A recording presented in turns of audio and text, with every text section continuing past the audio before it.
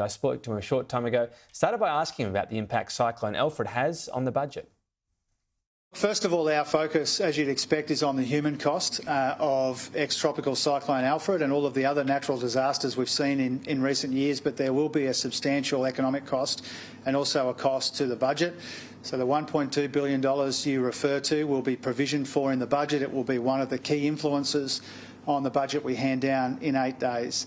But economic consequences as well, about a quarter point of growth, we think, in this quarter. One of the consequences of the 12 million hours, work hours, that were lost in our economy when businesses shut down. Now, when it comes to inflation, the two things we're monitoring very closely are the impact on fruit and veg. Once we have a better handle on how the various farms and producers fared over a big geographic area during this natural disaster, and then building costs, as you rightly identify. We've made a lot of progress on building and construction costs. It's actually one of the more heartening reasons why inflation has come off substantially since we came to office, but we do expect some upward pressure here. I've been speaking with the insurers about their workforces, for example. They expect a little bit of upward pressure on building costs as well, but hopefully we can keep them contained because we've made a lot of progress together on that part of inflation and on inflation more broadly over the last couple of years. You saw a lot of this up front, and one of the big concerns of people ongoing in these areas is insurance. We spoke to people in South East Queensland who said it's just beyond them, that cost. Has seeing this up front and talking to people made you think about whether or not there are elements or parts in Australia where insurance just isn't going to be affordable, and is there a government role for that?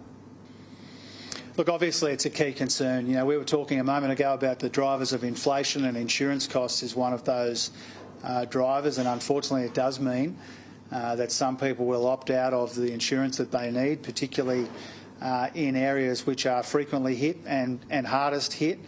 I've been in pretty regular contact with the insurers, particularly Suncorp, RACQ and some of the others, to make sure that for people who do have a policy that they are being dealt with quickly and expeditiously.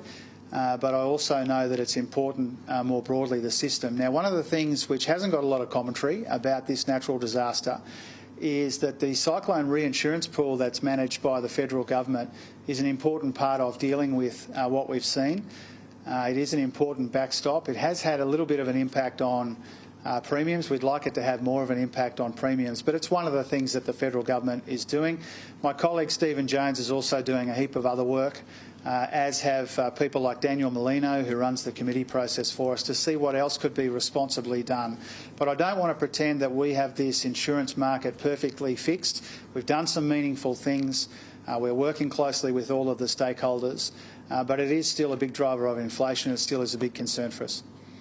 Yeah, the other part, inflation, of course, a big driver of that. All right, so we're a week and a bit from you delivering another budget. I know expectation management is important. Do you want to just say once and for all, is there any chance at all of another surplus? Oh, there won't be a surplus this year. I think that's pretty clear from the budget we'll hand down next week. There have been two surpluses for the first time in almost 2 decades. As you know, we've engineered the biggest ever nominal improvement in the budget, around $200 billion. We're paying down Liberal debt. We're saving on interest costs. So we've made a lot of progress in the budget. And even if you think about the deficit for this year, it will still be a deficit, but it will be much, much lower than what it was when what we inherited from our predecessors. And so we're making progress, even where we've been able to, in 2 years, we've been able to turn big Liberal deficits into Labor surpluses. This year, we've been able to turn a big Liberal deficit into a smaller deficit. And that will be demonstration, really, of our responsible economic management and the progress we're making together as Australians in the budget, but also in the economy more broadly. And for Australians as well, we've got, of course, the default market offer released on energy prices up to the highest increase, 9%. Does that mean not continuing with the energy rebate, the $300 energy rebate, would be untenable given how much prices would go up by overall? Well, I think when it comes to the energy bill rebate, it's important to remember in the last year that we have data for, electricity prices went down about 25%. They would have still gone down about 1.5% were it not for our rebates. It shows the important role that those energy rebates have played in taking some of the edge off these power prices. Now, the default market offer that you're asking me about is a forward-looking thing. It reflects unreliability in the existing coal-fired generator market, part of the market, and that's why it's important we get more cleaner and cheaper energy into the system, and to do that in the most reliable way that we can. There are two things which are absolutely mad when it comes to electricity prices. One, our political opponents didn't support energy bill rebates, so Australians would have been much worse off. Energy prices would have been higher if they had their way. And the second bit of madness is nuclear reactors, which would leave the unreliable parts in the system for much longer while they built these reactors. And then when they were built, they would push up energy prices because they're such an expensive form of new energy. But if you think of those customers in New South Wales, for example, facing a 9% increase, could they also face the removal of that subsidy on July 1?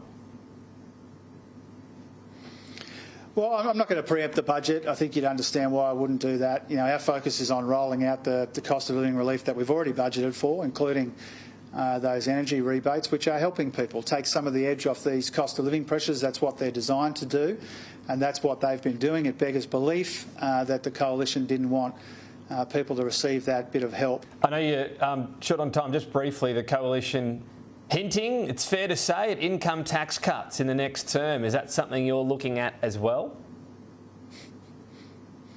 Well, I see Angus Taylor's on a little tour of marginal electorates. While he's doing that, Tom, he should tell millions of Australians that he didn't want them to get a tax cut in the first place. As I understand it, this whole brouhaha about tax today, he's using numbers which are calculated before our tax cuts came into place, before they came into being. And so he should visit every marginal seat, and he should tell millions of Australians he didn't want them to get a tax cut. He didn't want them to get help with their electricity bills. He wants them to have lower wages. These are the reasons why Angus Taylor and Peter Dutton pose such a risk to household budgets, is because people would have been worse off to hear, and they'll be worse off still if they win. When it comes to income taxes, we've shown that we are cutting income taxes right now from the 1st of July last year. A very important decision that we're very proud of. It means average tax rates come down. It means people get a bit of tax relief that they need and deserve to deal with these cost of living pressures that they're still confronting. So given how recent that last tax cut was, is the indication they're not coming anytime soon, the next tranche or the next move on that? Well, I'll say the same thing I've said on every other occasion, Tom, that I'm asked about this. Our focus is on the tax cuts which are rolling out right now. They're rolling out in the economy right now. They're helping every Australian taxpayer with a tax cut that the Liberals and Nationals didn't want them to get. Millions of Australians would have missed out. So that's really an important thing, I think, the important role that the existing tax cuts are playing in the system. The fact that we are nowhere near the tax to GDP cap that Angus Taylor's talking about today, the fact that they opposed these tax cuts, which would have meant people would have been worse off. That's our focus. There are already tax cuts rolling out in the system. They're an important part, but not the only part, of the cost of living help that we're providing in a substantial but also responsible way. Treasurer Jim Chalmers, thanks for your time.